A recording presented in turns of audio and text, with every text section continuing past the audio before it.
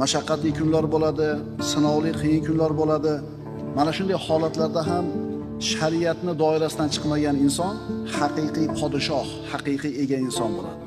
Inson ustiga mashaqqatlar keladi. Albatta buni ortida hikmat bor. Bandani ustiga kelgan mashaqqatda albatta hikmat bor. Bu hikmatni nima ekanligini Alloh taoloning o'zi biladi. Mo'min kishining ustiga kelgan mashaqqatli narsa ikkita narsa sababli bo'ladi. Ya'ni ikki xil mashaqqat, ikki xil qiyinchilik bo'ladi. Birinchisi, qilgan gunohlari sababli ustiga musibat keladi.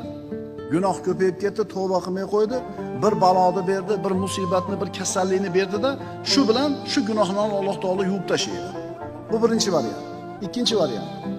Hamma yo'g'i tekis, istig'for tavbasi o'rnida, xayr ihsoni o'rnida, gunoh maslahatlardan qo'lidan kelganicha ehtiyot bo'lyapti, lekin shunda ham bir mashaqqat keldi. Bu nima deyiladi? Birinchi holatda gunohlarni yuvilishi uchun keldi bu sinov mashaqqatlar. Ikkinchi holatda darajasini ko'tarishlik uchun.